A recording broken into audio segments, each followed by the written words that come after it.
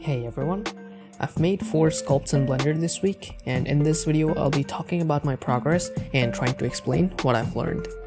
My main focus this week was to get a decent blockout for the figures I wanted to sculpt, and I gave myself 1 hour for each of these figures. So for the first sculpt here, I was mainly trying to figure out a workflow and experimenting with the sculpting brushes and features.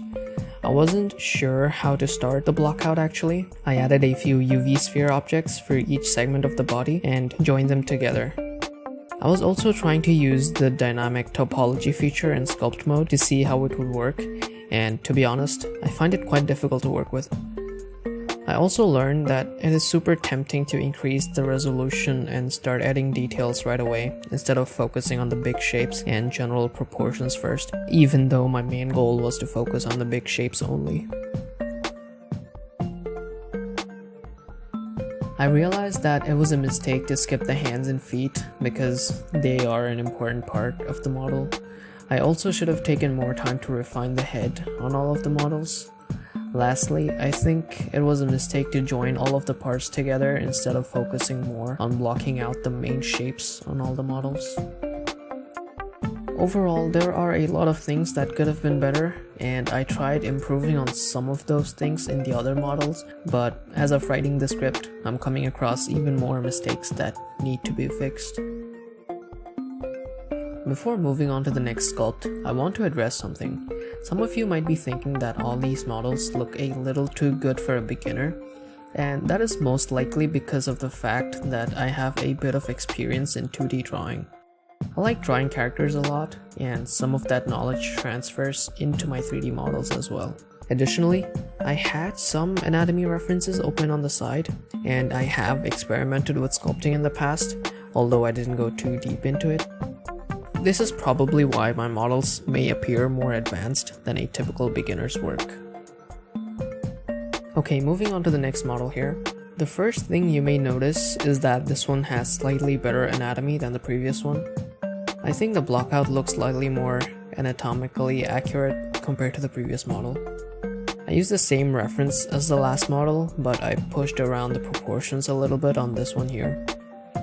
I still wasn't too sure about the workflow on this and found myself rushing into details way too quickly.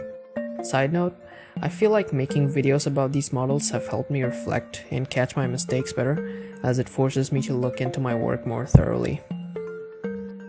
Okay, getting back to my model, I was also very much experimenting with different sculpting brushes and dynamic topology to see if I could get any better results.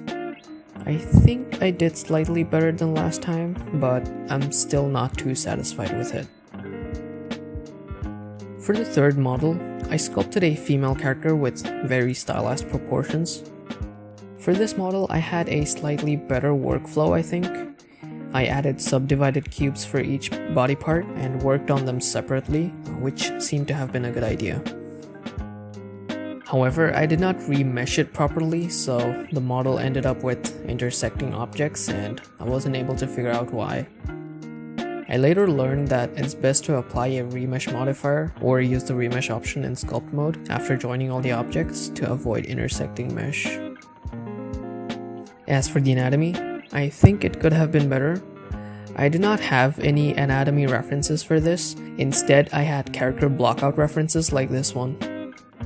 For the anatomy, I mainly just tried to have some of the anatomical landmarks in the right places, such as the collarbones, parts of the shoulder blades, hips, etc. I was having trouble getting the shapes right for the parts of the body, like the chest, forearms, hips, glutes, knees, legs, etc. I also later realized that the pose on this one makes it quite inconvenient to work on the arms and legs, and it's probably better to have your characters in an A pose when sculpting. Armed with the knowledge of the mistakes on my previous model, I created a slightly better female model, this time with slightly more realistic proportions. Just like the last time, I used subdivided cubes for each body part and adjusted them separately before joining them all into one single mesh. But this time, I applied a remesh modifier to it and also changed the pose to an A pose, where the arms are slightly away from the body. I think the anatomy on this model is also slightly better than the last one, which is a good sign.